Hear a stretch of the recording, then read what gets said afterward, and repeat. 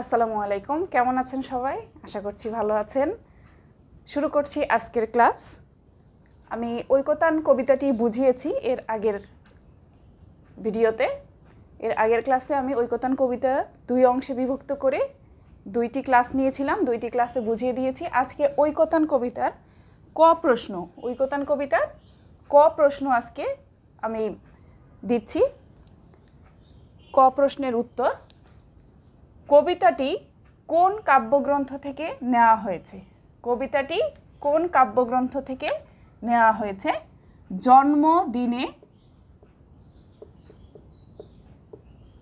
জন্মদিনে কাব্যগ্রন্থের 10 সংখ্যক কবিতা। জন্মদিনে কাব্যগ্রন্থের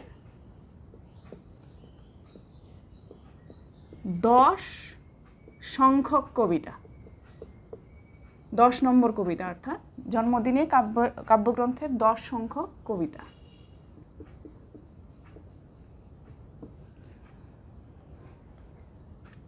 কবির মৃত্যুর কত মাস পূর্বে কবিতাটি রচিত? কবির মৃত্যুর 4 মাস পূর্বে কবিতাটি রচিত।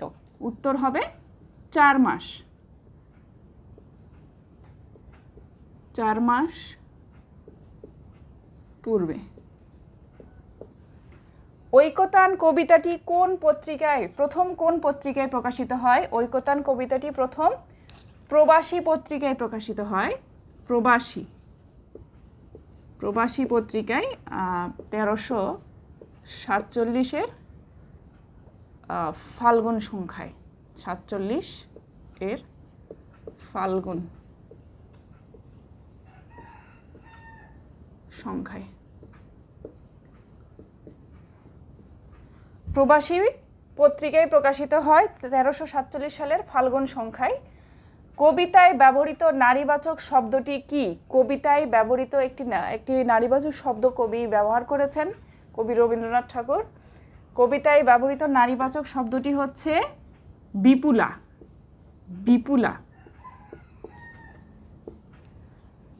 কবিতায় ব্যবহৃত নারীবাচক শব্দটি হচ্ছে বিপুলা।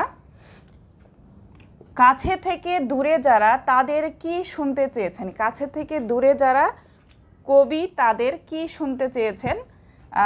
বাণী। উত্তর হবে বাণী। কবি তাদের বাণী শুনতে চেয়েছেন। কবির ছদ্মনাম কি? ঐকতান কবিতার কবি রবীন্দ্রনাথ ঠাকুরের ছদ্মনাম হচ্ছে ভানু সিংহ ঠাকুর, অথবা ভানু সিংহ লিখলেও হবে। ভানু সিংহ ঠাকুর। কবি কোন নিন্দার কথা মেনে নেন? এরকম প্রশ্ন আসলে উত্তরটি হবে কবি কোন নিন্দার কথা মেনে নেন? সুরের অপূর্ণতা। সুরের অপূর্ণতা। সুরের অপূর্ণতা। সুরের অপূর্ণতা।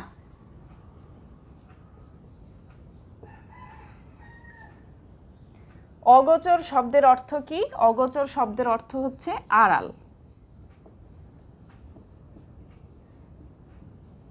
আড়াল বা অজানা।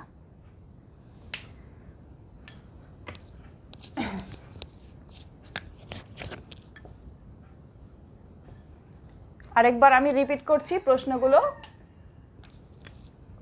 কবিতাটি কোন কাব্যগ্রন্থ থেকে নেওয়া হয়েছে? জন্মদিনে কাব্যগ্রন্থের 10 সংখ্যক কবিতা। কবিতাটি কোন কাব্যগ্রন্থ থেকে নেওয়া হয়েছে? জন্মদিনে কাব্যগ্রন্থের 10 সংখ্যক কবিতাটি। কবির মৃত্যুর কত মাস পূর্বে কবিতাটি রচিত? 4 মাস পূর্বে। ঐকতান কবিতাটি কোন পত্রিকায় প্রকাশিত হয়? ঐকতান কবিতাটি প্রবাসী পত্রিকায় প্রকাশিত হয়। কবিতায় ব্যবহৃত নারীবাচক শব্দটি হচ্ছে বিপুলা। কবিতায় ব্যবহৃত নারীবাচক শব্দটি হচ্ছে বিপুলা। কাছে থেকে দূরে যারা তাদের কি শুনতে চেয়েছেন? কবি বাণী শুনতে চেয়েছেন। কবির ছদ্মনাম কি? ভানু সিংহ ঠাকুর। কবি কোন নিন্দার কথা মেনে নেন? কবিতায় কবি নিজের সুরের অপূর্ণতার কথা মেনে নেন। অগোচর শব্দের অর্থ আড়াল। আমি আরও কিছু প্রশ্ন দিতে যাচ্ছি। 9 নং প্রশ্ন: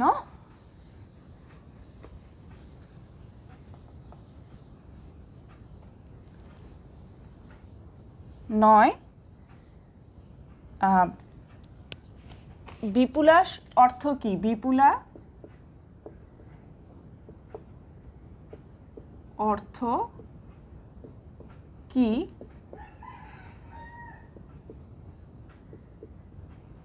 এরপর 10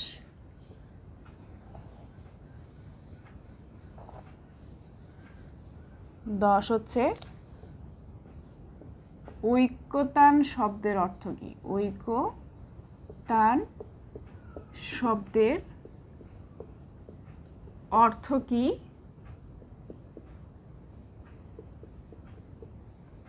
এরপরে 11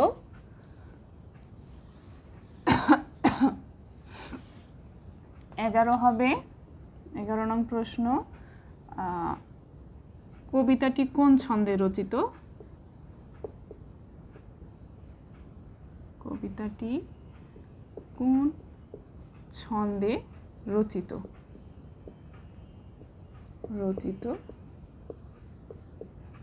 11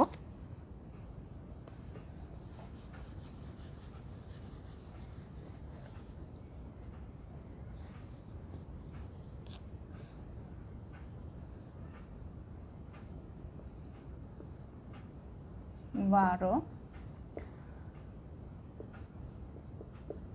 কবির কাছে ভিক্ষালব্ধ ধন কোনটি? ভিক্ষালব্ধ অর্থাৎ ভিক্ষে করে পাওয়া যায়। কবির কাছে ভিক্ষালব্ধ ধন কোনটি? এরকম প্রশ্ন। এরপর আমি আগে প্রশ্নগুলি উঠিয়ে নিচ্ছি, পরে উত্তর দিয়ে দিব।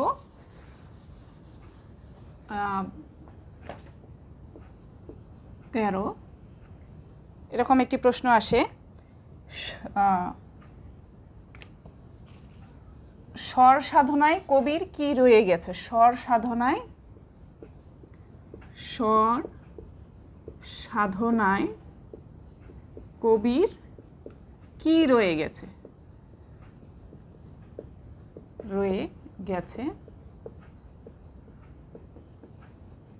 এর পরের প্রশ্নটি 14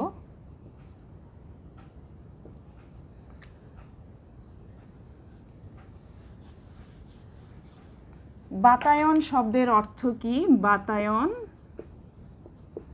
শব্দের অর্থ কি? এরপর অক্ষয় উৎসাহে কবি কি পড়েন? অক্ষয় উৎসাহে কবি কি পড়েন? অক্ষয় উৎসাহে অনেক বেশি আগ্রহ থাকাকে বলা হয় অক্ষয় উৎসাহ। অক্ষয় উৎসাহে কবি কি পড়েন?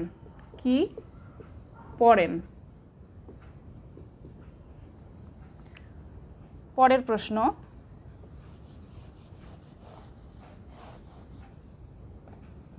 কবি নিজেকে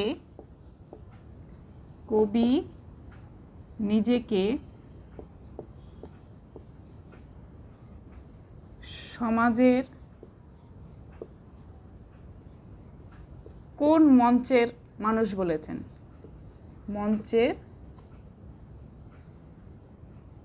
কোন মঞ্চের মানুষ বলেছেন? কবি নিজেকে সমাজের কোন মঞ্চের মানুষ বলেছেন?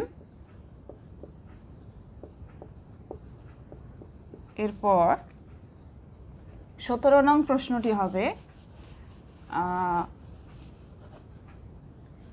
ঐকতান কোন ধরনের কবিতা? ঐকতান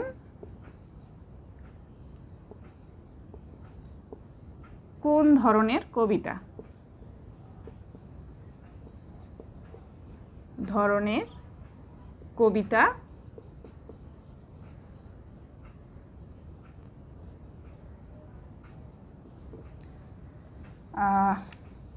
18 কবি কি কুড়িয়ে আনেন? কবি কি কুড়িয়ে আনেন? কি কুড়িয়ে আনেন?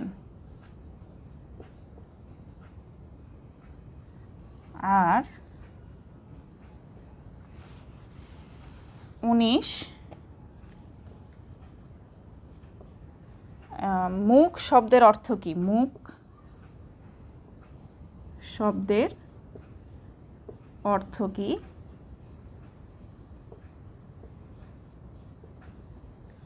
আর 20 কৃত্রিম পণ্যে কি ব্যর্থ হয়? কৃত্রিম পণ্যে কি ব্যর্থ হয়? কি ব্যর্থ হয়? আমি এখন উত্তরগুলো দিয়ে দিচ্ছি।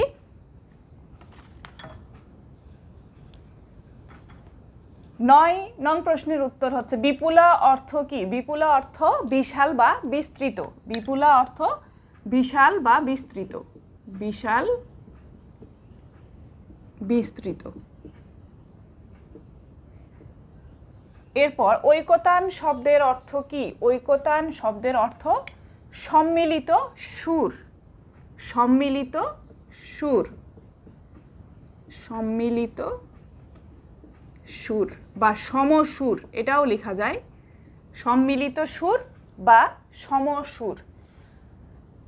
কবিতাটি কোন ছন্দে রচিত? ঐকতান কবিতাটি অক্ষরবৃত্ত ছন্দে রচিত। কবিতাটি কোন ছন্দে রচিত? অক্ষরবৃত্ত ছন্দে রচিত। কবির কাছে ভিক্ষালব্ধ ধন কোনটি? কবির কাছে ভিক্ষালব্ধ ধন, এই কবিতায় কবি প্রকাশ করেছেন যে তার কাছে ভিক্ষালব্ধ ধন হচ্ছে জ্ঞান। তার কাছে ভিক্ষালব্ধ ধন জ্ঞান।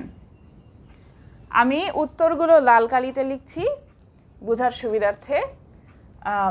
এখানে উত্তর লেখা আছে, বাকিগুলোতে আসলে ওভাবে উত্তর লেখা হয়নি। কবির কাছে ভিক্ষালব্ধ ধন কোনটি? জ্ঞান। স্বর সাধনায় কবির কি রয়ে গেছে?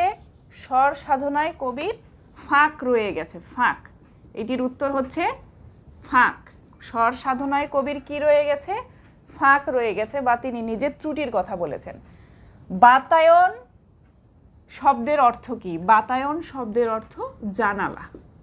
বাতায়ন শব্দের অর্থ জানালা। অক্ষয় উৎসাহে কবি কি পড়েন? অক্ষয় উৎসাহে কবি ভ্রমণ বৃত্তান্ত পড়েন। ভ্রমণ বৃত্তান্ত। অক্ষয় উৎসাহে কবি ভ্রমণ বৃত্তান্ত পড়েন। অক্ষয় উৎসাহে কবি কি পড়েন? ভ্রমণ বৃত্তান্ত। কবি নিজেকে সমাজের কোন মঞ্চের মানুষ বলেছেন? কবি নিজেকে সমাজের উচ্চ মঞ্চের মানুষ বলেছেন। উচ্চ মঞ্চের। কবি নিজেকে সমাজের উচ্চ মঞ্চের বা উচ্চ শ্রেণীর মানুষ বলেছেন। ঐকতান কবিতাটি কোন ধরনের কবিতা? এরকম প্রশ্ন আসলে ঐকতান কবিতাটি হচ্ছে কবির একটি আত্মসমালোচনামূলক কবিতা। ঐকতান কবিতাটির কবি আত্মসমালোচনামূলক একটি কবিতা। তাহলে আমরা লিখব আত্মসমালোচনা।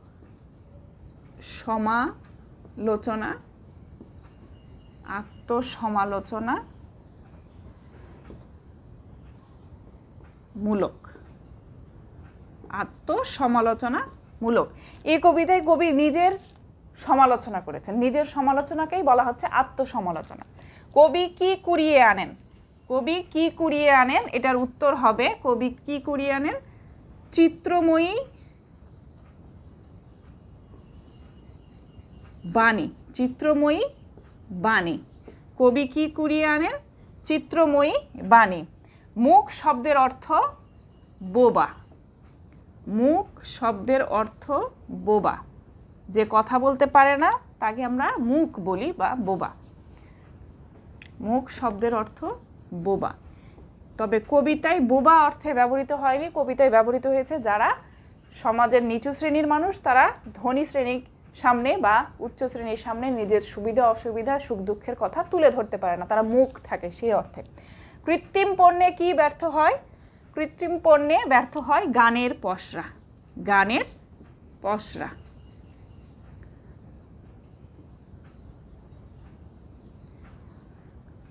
আমি 20টি প্রশ্ন দিয়ে দিলাম। মোটামুটি 30 বা 35টি প্রশ্ন কবিতা থেকে খুঁজে বের করলে একটি ভালো প্রস্তুতি বলে মনে করা যায়। তো আগামী ক্লাসে আমি অনুধাবনমূলক অর্থাৎ খ প্রশ্ন দিয়ে দিব ইনশাল্লাহ। আজকে এই পর্যন্তই। ধন্যবাদ সকলকে।